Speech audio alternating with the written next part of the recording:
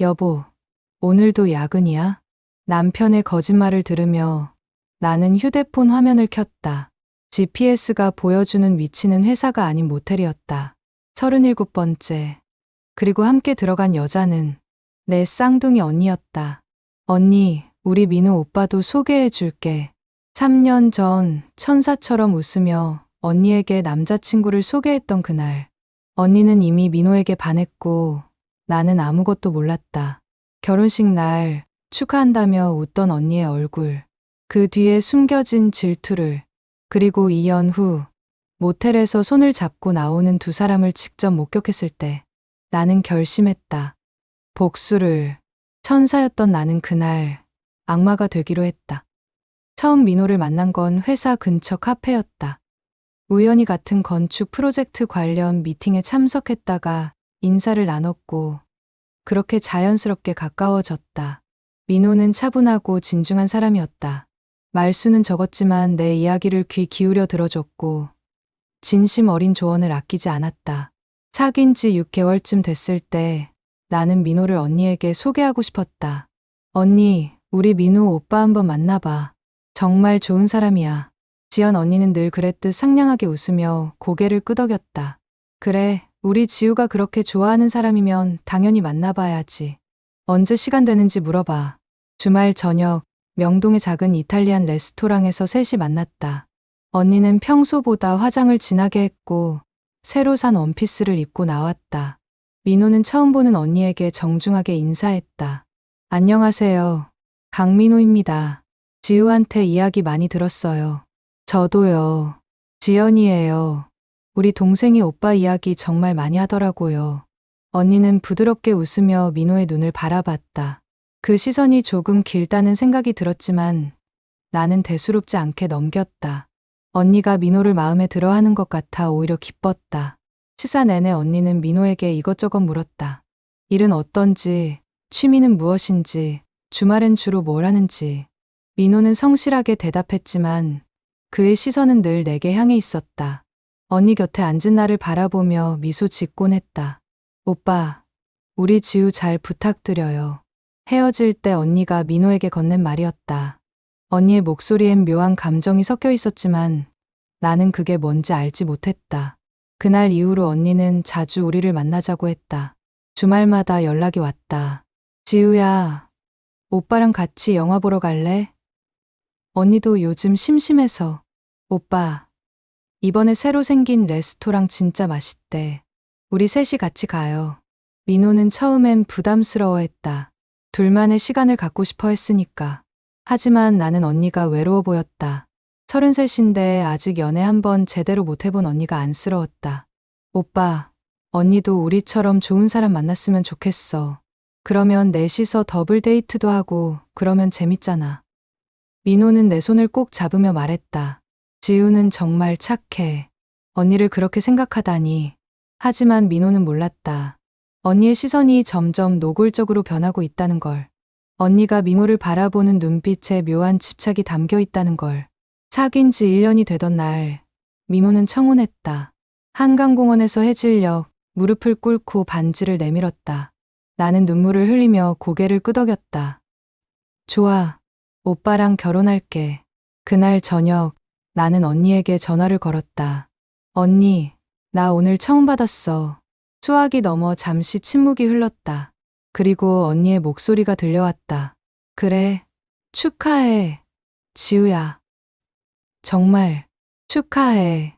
목소리가 떨리는 것 같았지만 나는 기쁨에 들떠서 알아채지 못했다. 결혼 준비는 순조로웠다. 웨딩홀을 예약하고 드레스를 고르고 하객 명단을 작성했다. 언니는 모든 과정에 참여했다. 드레스 고를 때도 함께 갔고 예물을 선택할 때도 옆에 있었다. 지우야, 이 드레스 정말 예쁘다. 넌 뭘 입어도 예뻐. 언니는 늘 그렇게 다정했다. 하지만 가끔 언니의 표정이 어두워질 때가 있었다. 민호가 내 허리를 감싸 안을 때, 민호가 내 이마에 키스할 때, 언니는 고개를 돌리고 먼 곳을 바라봤다. 결혼식 날 언니는 버진로드 옆에 서서 울고 있는 나를 봤다. 아빠 팔에 매달려 걸어가는 내 모습을. 민호가 내 손을 잡고 미소 짓는 모습을, 하객들이 축하한다며 박수치는 모습을, 언니도 박수를 쳤다. 하지만 그 손에는 힘이 없었다. 신호는 달콤했다. 민호는 좋은 남편이었다. 매일 아침 출근 전에 내 이마에 키스하고 퇴근하면 오늘 하루 어땠는지 물었다. 주말이면 함께 장을 보러 가고 저녁엔 소파에 나란히 앉아 드라마를 봤다. 오빠, 행복해? 당연하지. 너랑 결혼한 게 내 인생 최고의 선택이야. 민호는 내 손을 꼭 쥐며 말했다. 나는 그 말을 믿었다. 결혼한 지 1년쯤 지났을 때 회사에서 큰 프로젝트를 맡게 됐다. 업무량이 2배로 늘었고 야근이 잦아졌다. 집에 돌아오면 녹초가 되어 쓰러지듯 잠들었다. 민호를 위해 저녁을 차려주는 것도, 집안을 정리하는 것도 점점 힘들어졌다. 오빠, 미안해. 오늘도 늦을 것 같아. 저녁은 알아서 먹어. 또? 요즘 너무 자주 늦는 거 아니야? 민호의 목소리에 불만이 섞여 있었다. 나는 미안했지만 어쩔 수 없었다. 프로젝트는 내 커리어에 중요했고 포기할 수 없었다. 집에 돌아가면 민호는 이미 잠들어 있었다. 간혹 깨어 있을 때도 대화는 짧았다.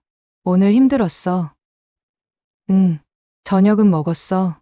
편의점에서 사 먹었어. 미안해. 괜찮아. 하지만 괜찮지 않았다.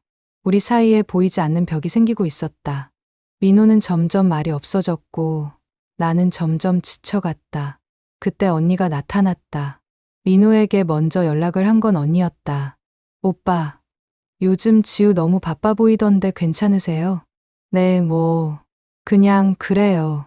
혼자 저녁 드시기 힘드시죠? 제가 가끔 반찬이라도 해드릴까요? 언니는 그렇게 민호에게 접근했다. 일주일에 1~2번 반찬을 싸들고 우리 집을 찾아왔다. 민호는 고마워했다. 처제님이 이렇게까지 해주시니 정말 감사하네요. 아니에요. 우리 동생이 바빠서 오빠가 불편하실까 봐요. 언니는 상냥하게 웃으며 반찬을 냉장고에 넣었다. 그리고 민호와 이야기를 나눴다. 회사 일은 어떤지, 요즘 고민은 없는지. 민호는 점점 언니에게 속내를 털어놓기 시작했다. 요즘 지우랑 대화가 잘 안 되네요. 맨날 피곤하다고만 하고. 오빠도 외로우시겠어요. 신혼인데. 언니의 목소리는 다정했다. 민호의 외로움을 이해한다는 듯한 눈빛으로 바라봤다. 나는 그 사실을 나중에 알았다. 민호가 무심코 말했다. 요즘 처제가 자주 반찬 갖다 줘서 정말 고마워. 언니가, 그래. 언니한테 나중에 고맙다고 해야겠다. 그때는 정말 고마웠다. 언니가 민호를 챙겨주는 게 고마웠다. 하지만 언니의 방문은 점점 잦아졌다. 일주일에 2~3번, 그리고 나중엔 거의 매일. 언니는 민호와 함께 저녁을 먹었고 드라마를 보며 웃었다. 민호는 언니와 이야기하는 게 편해 보였다. 어느 날 밤, 야근을 마치고 집에 돌아왔을 때 거실에서 민호와 언니가 나란히 앉아 와인을 마시고 있었다. 둘 다 얼굴이 붉게 상기되어 있었다. 지우야, 왔어? 일 끝났어? 언니가 먼저 반겼다. 민호는 잠깐 당황한 표정을 지었다. 응. 언니, 이 시간까지 있었어? 응. 오빠랑 이야기하다 보니까 시간이 이렇게 됐네. 나 이제 갈게. 언니는 일어서서 가방을 챙겼다. 민호가 현관까지 배웅했고 나는 침실로 들어갔다. 그날 밤 민호는 내 등을 돌리고 잠들었다. 뭔가 이상했다. 하지만 나는 확신할 수 없었다. 그냥 내가 예민한 건가? 언니와 민호가 가까워진 것뿐인데 내가 너무 의심하는 건가? 결혼한 지 2년이 지났다. 민호와 나는 점점 멀어졌다. 대화는 더 줄어들었고 스킨십도 사라졌다. 밤에 침대에 나란히 누워도 서로의 체온을 느낄 수 없었다. 오빠, 우리 이러면 안 되는 거 아니야? 어느 날 밤 나는 용기를 내서 물었다. 뭐가? 우리 요즘 너무 멀어진 것 같아. 민호는 한숨을 쉬었다. 너도 알잖아. 내가 얼마나 바쁜지. 나도 이해하려고 노력하는데 솔직히 힘들어. 나도 노력하고 있어. 근데 오빠도 좀 이해해줘. 이해는 하는데 이게 결혼 생활이야. 우리 일주일에 제대로 된 대화 한번 못해. 민호의 목소리가 높아졌다. 나도 지쳐 있었다. 그럼 어쩌라고? 일 그만두라고? 내 커리어는 생각 안 해? 그런 얘기가 아니라, 그럼 뭔데? 나한테만 희생하라는 거잖아. 우리는 그날 밤 처음으로 크게 싸웠다. 민호는 거실로 나가서 소파에서 잤고, 나는 침실에서 혼자 울었다. 그 다음 날부터 민호는 더 늦게 들어왔다. 회식이 많다고 했다. 주말에도 골프 약속이 있다며 나가고, 집에 있을 때도 휴대폰만 들여다봤다. 오빠, 요즘 왜 이렇게 바빠? 회사 일이 많아서 그래. 민호는 내 눈을 피하며 대답했다. 뭔가 숨기고 있다는 느낌이 들었다. 어느 날, 민호의 셔츠에서 낯선 향수 냄새를 맡았다. 달콤하고 관능적인 향. 내가 쓰는 향수가 아니었다. 심장이 쿵 하고 내려앉았다. 세탁하려고 셔츠 주머니를 뒤지다가 모텔 영수증을 발견했다. 날짜는 사흘 전. 민호가 야근한다고 했던 날이었다. 손이 떨렸다. 하지만 나는 아무 말도 하지 않았다. 대신 조용히 증거를 모으기 시작했다. 민호의 차에 작은 GPS 추적기를 달았다. 인터넷으로 주문한 거였다. 그리고 민호가 자는 동안 휴대폰을 몰래 확인했다. 비밀번호는 우리 결혼기념일이었다. 아직 바꾸지 않은 걸 보니 방심하고 있는 것 같았다. 문자 메시지를 확인했다. 삭제된 대화가 많았지만 복구 프로그램을 이용해서 되살렸다. 그리고 거기서 언니의 이름을 발견했다. 오늘 저녁 6시에 만날래요? 지우는 야근이래요. 걱정 마세요. 오빠, 보고 싶어요. 나도. 어제 너무 좋았어. 메시지를 읽는 동안 눈물이 흘러내렸다. 하지만 소리 내서 울 수 없었다. 옆에서 자고 있는 민호가 깨면 안 됐다. 나는 계속 증거를 모았다. GPS 기록을 보니 민호는 일주일에 2~3번 같은 모텔에 갔다. 강남에 있는 작은 러브 호텔이었다. 나는 그곳에 직접 갔다. 주차장에서 민호의 차를 발견했고 멀리서 지켜봤다. 2시간 후 모텔 입구에서 민호가 나왔다. 그리고 그 뒤를 따라 나온 사람은 언니였다. 언니는 민호의 팔짱을 끼고 웃고 있었다. 민호는 언니의 머리를 쓰다듬으며 뭔가 속삭였다.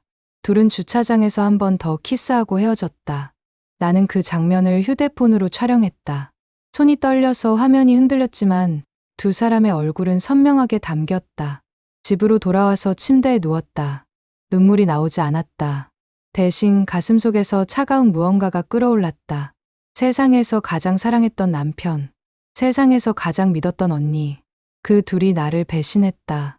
나는 그날 밤 결심했다. 복수하기로. 하지만 바로 들이대지 않았다.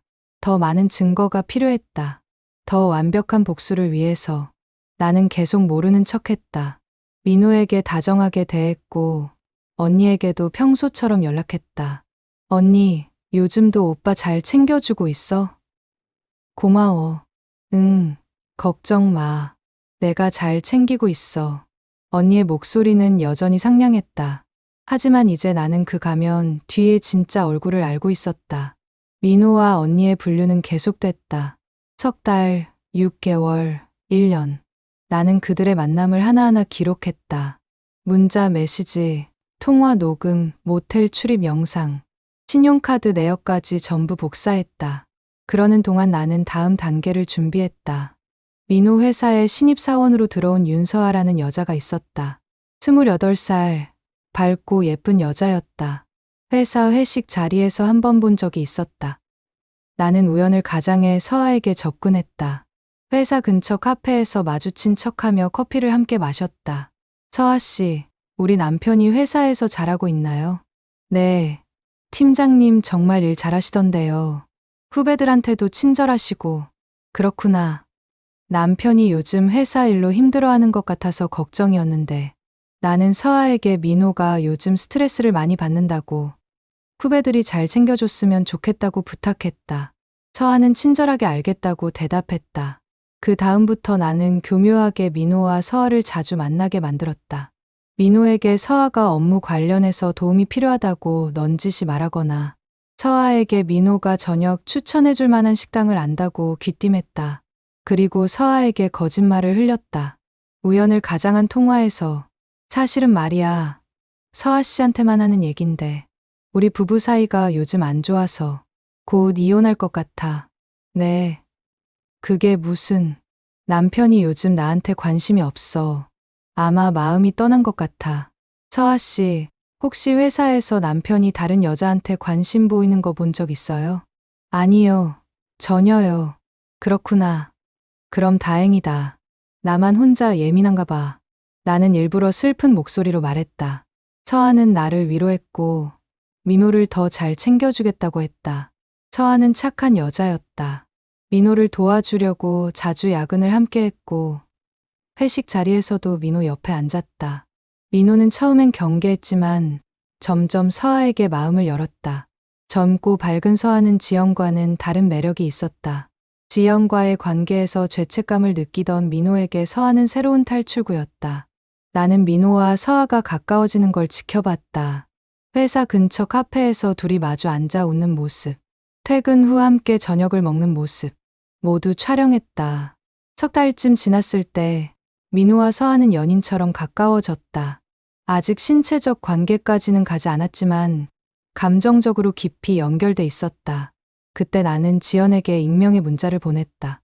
새로 만든 번호로 당신 남자친구가 다른 여자를 만나고 있습니다. 오늘 저녁 7시 강남역 근처 이탈리안 레스토랑 벨라비타에서 확인하세요. 그날 나는 민호에게 말했다. 오빠, 오늘 야근하지? 저녁은 알아서 먹어. 응, 그럴게. 민호는 실은 서아와 저녁 약속이 있었다. 나는 이미 알고 있었다. 서아의 SNS에서 확인했으니까. 7시 정각, 나는 레스토랑 맞은편 카페에 앉아 있었다. 창밖으로 레스토랑 입구가 보였다. 민호와 서아가 함께 들어갔다. 둘은 창가 자리에 앉았다. 촛불이 켜진 로맨틱한 분위기였다. 10분 후, 지연이 나타났다. 언니는 레스토랑 안을 둘러보다가 민호를 발견했다. 민호는 서아와 마주 앉아 손을 잡고 웃고 있었다. 언니의 얼굴이 굳었다. 나는 그 표정을 놓치지 않고 휴대폰으로 촬영했다. 언니는 레스토랑 안으로 들어가지 않았다. 대신 밖에서 한참을 서 있었다. 그리고 휴대폰을 꺼내 누군가에게 전화를 걸었다. 아마 민호에게였을 것이다. 레스토랑 안에서 민호가 급하게 휴대폰을 확인했다. 그리고 당황한 표정으로 서아에게 뭔가 말하고 자리에서 일어났다. 민호가 밖으로 나왔고 언니와 마주쳤다. 두 사람은 길 한쪽에서 격하게 언쟁했다. 언니는 민호의 가슴을 떠밀었고 민호는 언니의 팔을 잡았다. 나는 카페에 앉아서 그 모습을 지켜봤다. 차가운 아메리카노를 훌짝이면서 그날 밤 민호는 새벽 2시가 넘어서 집에 들어왔다. 나는 침실에서 자는 척하고 있었다. 민호는 조심스럽게 침대에 누웠지만 잠들지 못하는 것 같았다. 다음 날부터 언니와 민호의 관계는 삐걱거리기 시작했다. 언니는 민호에게 매일 전화를 걸어 따졌고 민호는 짜증을 냈다. 나는 언니의 전화를 엿들었다. 민호가 샤워하는 동안 거실에 놔둔 휴대폰에서 언니의 문자가 계속 왔다. 당신 나 배신한 거야? 그 여자가 누구야? 회사 사람이지. 나한테 이럴 거면 왜 나한테 손댄 거야? 민호는 답장하지 않았다. 대신 다음 날 언니를 만나서 직접 이야기했다. 나는 그들의 만남도 지켜봤다. 언니, 우리 이제 그만하자. 뭐, 갑자기 무슨 소리야? 우리 관계가 잘못됐어. 지우한테 미안하고. 지금 그게 무슨 개소리야. 너 그 여자 때문에 나 버리는 거지? 그게 아니라. 아니긴 뭐가 아니야. 내가 직접 봤어. 그 여자랑 손잡고 웃던 거. 언니의 목소리가 떨렸다. 분노와 배신감이 섞여 있었다. 너랑 나도 이렇게 시작했잖아. 그거 잊었어. 민호의 말에 언니는 할 말을 잃었다. 하지만 쉽게 포기하지 않았다. 그래, 우리가 잘못 시작했어. 근데 난 진심이었어. 너도 그랬잖아. 나한테 사랑한다고 했잖아. 그건 순간의 감정이었어. 순간의 감정? 1년 넘게 만난 게 순간의 감정이야? 두 사람은 카페 안에서 목소리를 낮춰 싸웠다. 주변 사람들이 힐끔힐끔 쳐다봤다. 나는 멀리 떨어진 자리에서 그 모습을 지켜봤다. 결국 민호가 자리에서 일어났다. 언니, 이제 정말 끝이야. 다시는 연락하지 마. 야, 강민호. 언니가 민호의 팔을 붙잡았지만 민호는 뿌리치고 나가버렸다. 언니는 자리에 주저앉아 고개를 떨어뜨렸다. 나는 그 모습을 보며 미소 지었다. 계획대로 되고 있었다. 언니는 쉽게 포기하지 않았다. 민호에게 계속 연락했고 집 앞에서 기다리기도 했다. 민호는 피곤해했다. 지연 씨, 제발 그만해요. 이러면 지우한테 들킬 수도 있어요. 그럼 어쩌라고. 넌 날 이용만 하고 버리는 거야? 이용이 아니라 우리 둘 다 잘못한 거잖아요. 나만 잘못했어. 너도 똑같잖아. 언니와 민호의 다툼은 점점 격해졌다. 언니는 민호의 회사로 찾아가기도 했다. 로비에서 민호를 기다렸다가 붙잡고 따졌다. 당신 그 여자랑 뭐 하는 거야? 나한테 한 것처럼 그 여자한테도 해. 언니, 여기서 이러지 마세요. 사람들이 다 봐요. 보면 어때? 난 상관없어. 민호는 급히 언니를 밖으로 데리고 나갔다. 동료들이 수군거리는 소리가 들렸다. 언니의 집착은 날이 갈수록 심해졌다. 민호의 차를 몰래 따라가기도 하고 밤늦게 전화를 수십 통씩 걸기도 했다. 민호는 지쳐갔다. 집에 돌아와서 한숨만 쉬었다. 나는 걱정스러운 척 물었다. 오빠, 무슨 일 있어? 요즘 너무 힘들어 보여. 아니야. 그냥 회사 일이 좀 많아서. 민호는 내 눈을 피했다. 거짓말하는 게 익숙해진 모양이었다. 한편 민호와 서아의 관계는 더 깊어졌다.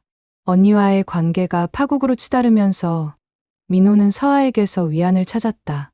서아야, 너는 참 편해. 팀장님도 편하세요. 저한테 있을 때 행복해 보여요. 그래, 요즘 힘든 일이 많았는데 너 덕분에 견딜 수 있어.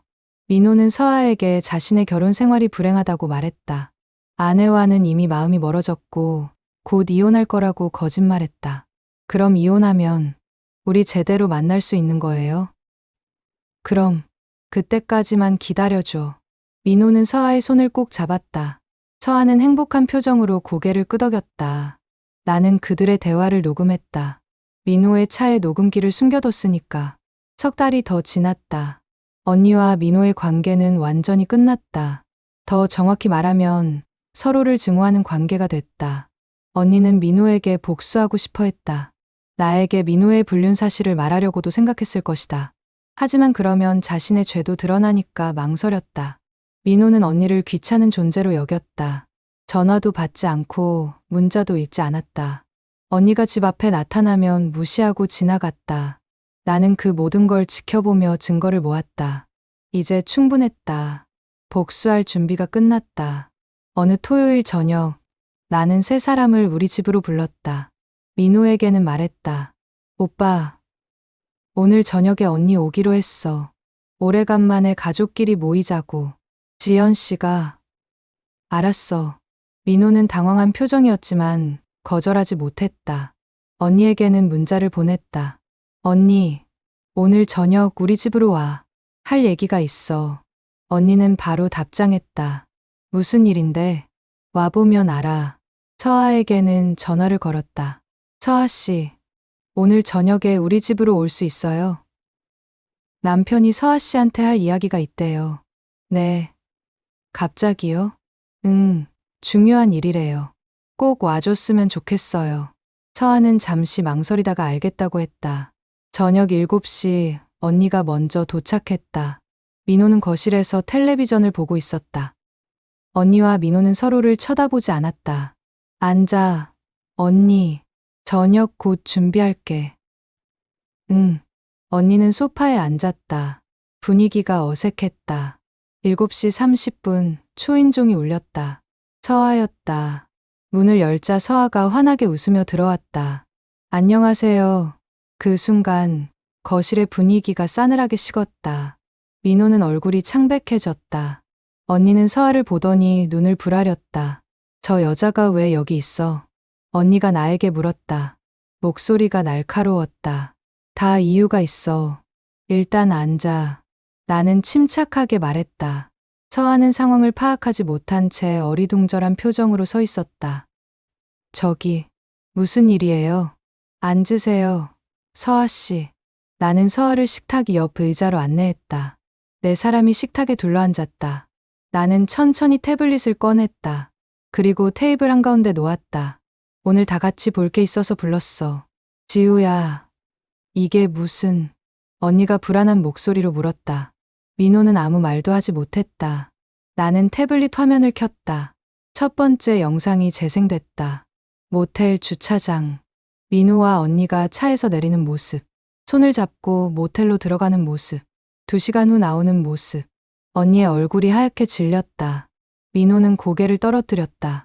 서아가 작은 목소리로 물었다. 이게 뭐예요? 보면 알아요. 나는 차갑게 대답하고 다음 영상을 재생했다. 모텔 안, 복도. 민호와 언니가 방으로 들어가기 전 키스하는 장면. 누군가 몰래 촬영한 CCTV 영상이었다. 나는 모텔 직원에게 돈을 주고 구한 거였다. 서아의 입이 벌어졌다. 팀장님, 이게 대체... 민호는 여전히 고개를 들지 못했다. 나는 화면을 넘겼다. 이번에는 문자 메시지 캡처 화면들이었다.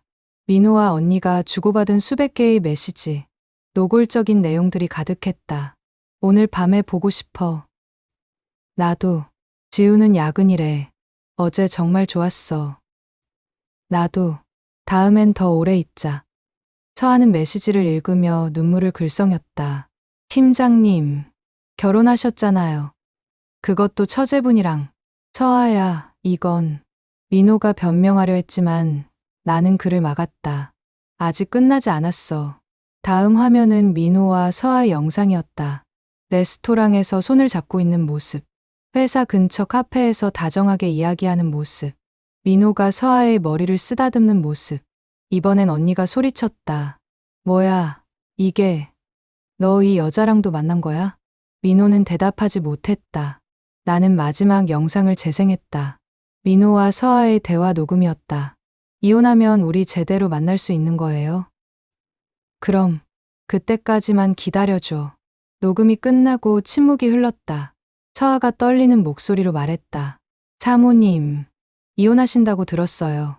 팀장님이 그러셨어요. 부부 사이가 안 좋아서 곧 이혼할 거라고. 이혼? 누가 이혼해? 나는 차갑게 웃었다.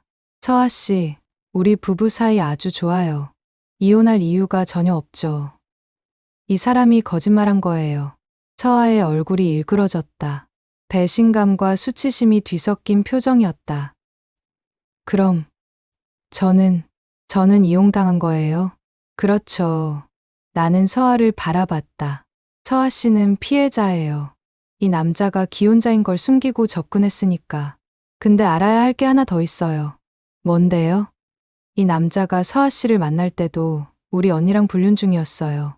그러니까 이 남자는 아내, 처제, 회사 후배, 3명을 동시에 상대한 거죠. 서아가 손으로 입을 막았다. 구역질이 나오려는 것 같았다. 언니가 민호를 노려봤다. 너 진짜 인간 쓰레기네. 민호는 아무 말도 하지 못했다. 할 말이 없었다. 나는 자리에서 일어났다. 이제 내가 할 말 들어봐. 다들 집중해. 3사람이 나를 바라봤다. 나는 천천히 말했다. 언니, 내가 민호한테 첫눈에 반한 거 나도 알았어. 우리 결혼식 날 내 표정 봤거든. 근데 설마 동생 남편을 빼앗을 줄은 몰랐지. 3년 동안 상냥한 척하면서 내 남편이랑 잤잖아. 처음 모텔 간 날부터 다 알고 있었어. 셔츠에 묻은 향수 냄새. 내가 쓰는 거더라. 언니의 입술이 떨렸다. 그리고 민호, 당신은 더 웃겨. 아내가 일 때문에 바쁘다고 옆 여자한테 도망쳤잖아. 착한 척하지 마. 당신은 그냥 비겁한 인간이야. 민호가 작은 목소리로 말했다. 지우야, 미안해. 미안하면 다야. 1년 넘게 내 뒤에서 내 언니랑 잤으면서 내 목소리가 높아졌다. 참았던 분노가 터져나왔다. 근데 더 웃긴 건 말이야. 너희 둘이 서로를 의심하고 싸우게 만든 게 나라는 거. 3사람의 눈이 커졌다. 무슨 소리야? 언니가 물었다. 민호가 서아를 만나게 된 것도, 언니가 그걸 목격한 것도, 너희가 매일 싸운 것도 전부 내가 만든 거야. 뭐, 서아한테 민호를 소개한 것도 나고, 둘이 자주 만나게 만든 것도 나야. 그리고 언니한테 익명으로 제보한 것도 나고. 나는 차갑게 웃었다. 재미있었어. 너희가 서로 물어뜯는 거 보는 게. 언니는 민호를 빼앗아서 행복할 줄 알았지. 근데 그 남자가 너도 배신했잖아. 내가 나한테 한 짓을 똑같이 당한 기분이 어때? 언니가 떨리는 목소리로 물었다. 너 언제부터, 처음부터, 너희가 첫 번째 모텔에 간 그날부터 다 알고 있었어. GPS 달고 휴대폰 해킹하고 몰래 따라다니면서 촬영했어. 증거가 얼마나 많은지 알아? 나는 태블릿을 들어 올렸다. 모텔 출입 영상 37번분, 문자 메시지 수백 건, 통화 녹음 수십 개, 신용카드 내역, 이체 기록, 그리고 민호랑 서아의 데이트 사진이랑 영상. 다 있어. 민호가 창백한 얼굴로 말했다. 지우야, 제발, 제발, 뭘 제발? 용서해달라고? 그런 거 없어. 나는 자리에서 일어나 창문 쪽으로 걸어갔다. 내일 아침 9시에 이 영상들이 전부 공개돼. 민호 회사 전 직원, 언니 회사 전 직원, 부모님, 친구들, 친척들한테 다 보낼 거야. 그리고 인터넷 커뮤니티에도 올릴 거고. 안 돼. 민호가 소리쳤다. 민호, 당신은 처제랑 불륜하고 회사 후배도 유혹한 쓰레기가 될 거야. 회사에서 쫓겨나고 부모님한테 의절당하고 친구들한테 외면받을 거야. 지우야, 그러지 마. 우리 다시 시작할 수 있어. 다시 시작. 웃기지 마. 당신 이미 끝났어. 나는 언니를 바라봤다. 언니, 넌 동생 남편 빼앗았다가 차인 여자가 돼. 평생 그 꼬리표 달고 살아. 어디를 가든 사람들이 수군거릴 거야. 언니가 울먹이며 말했다. 지우야, 언니가 잘못했어. 정말 미안해. 미안. 3년 전에 미안했어야지. 내 남편한테 손대기 전에. 나는 서아를 바라봤다. 서아 씨는 피해자니까 괜찮아요. 오히려 이 남자를 고소하세요. 기혼자가 미혼인 척 접근했으니 사기잖아요. 서아는 눈물을 흘리며 고개를 끄덕였다. 그리고 이혼. 위자료로 15억 받을 거야. 민호가 소리쳤다. 15억? 그게 말이 돼? 왜 안 돼? 당신이 모아둔 돈 다 합치면 그 정도 되잖아. 부모님한테 받은 증여금, 회사에서 받은 스톡 옵션, 전부. 안 주면 이 영상들 경찰에 제출할게. 명예훼손으로 고소할 수도 있고. 지우야. 그리고 집도 내 명의로 넘길 거야. 차도, 예금도, 전부.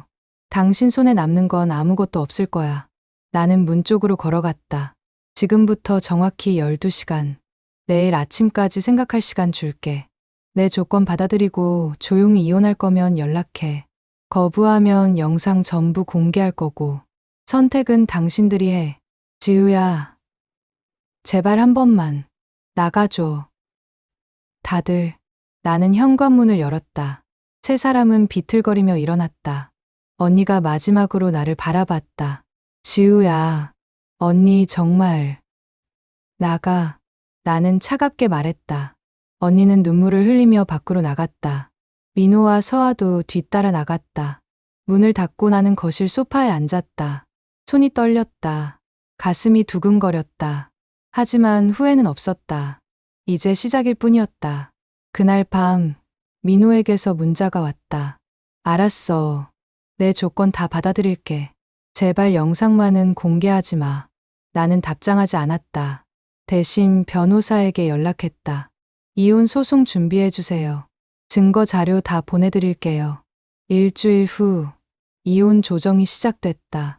민호는 변호사도 없이 혼자 나왔다. 변호사 선임할 돈도 없었을 것이다. 조정실에서 민호는 모든 조건을 받아들였다. 위자료 15억, 집과 차 명의 이전, 모든 예금과 자산 양도. 서류에 도장을 찍는 민호의 손이 떨렸다. 지우야, 정말 미안해. 민호가 마지막으로 말했다. 나는 대답하지 않았다. 한 달 후, 이혼이 확정됐다. 나는 15억을 받았고, 집도 차도 모두 내 것이 됐다. 민호는 회사에서 사실상 쫓겨났다. 소문이 퍼졌기 때문이다. 내가 영상을 공개하진 않았지만, 서아가 회사 사람들에게 이야기했다. 처제와 불륜하고 자기까지 속인 남자라고. 민호는 재취업을 시도했지만 번번이 실패했다. 이력서를 낼 때마다 이전 회사에서 확인 전화가 갔고 그때마다 불륜 사실이 알려졌다. 부모님은 민호를 의절했다. 처제와 불륜했다는 사실을 알고 경악했다. 아버지는 민호를 때리기까지 했다고 들었다. 친구들도 하나둘 연락을 끊었다. 누가 그런 친구를 원하겠는가. 민호는 작은 고시원으로 이사했다. 편의점 야간 알바로 겨우 생활비를 벌었다. 가끔 SNS에서 민호의 소식을 들었다. 초라하고 비참한 모습이었다. 언니는 더 비참했다. 회사에서 해고당했다. 동생 남편을 빼앗은 여자라는 소문이 퍼졌기 때문이다. 나는 언니 회사 사람들에게 익명으로 사실을 알렸다.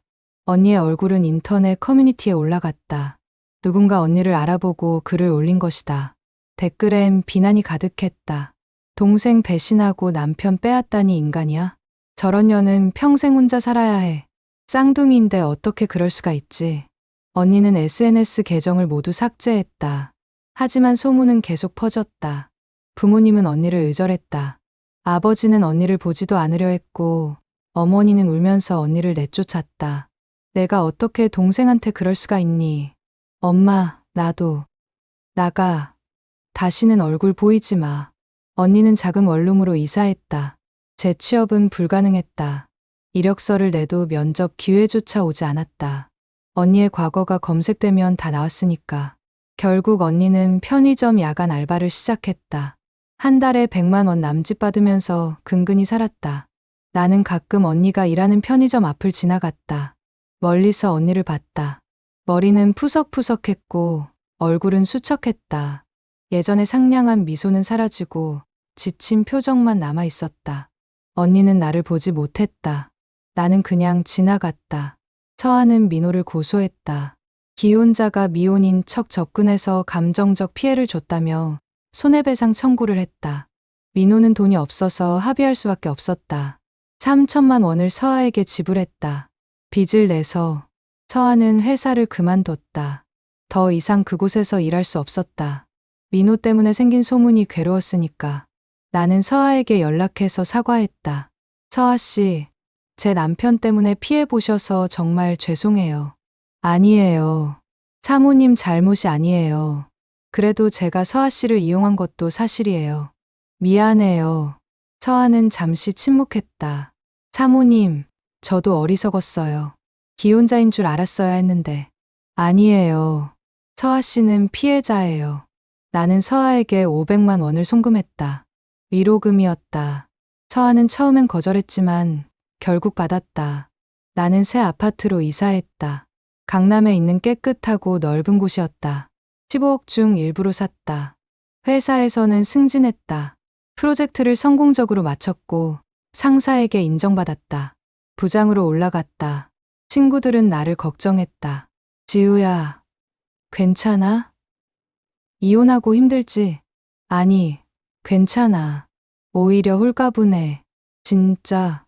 그래도 배신당한 거잖아. 응. 근데 복수했으니까 괜찮아. 친구들은 내가 강하다며 칭찬했다.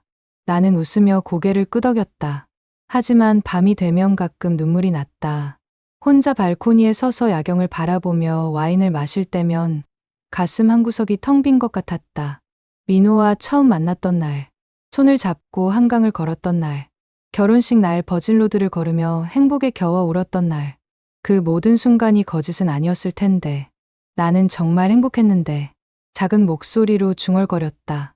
아무도 듣지 못하는 혼잣말이었다. 하지만 아침이 오면 다시 강해졌다.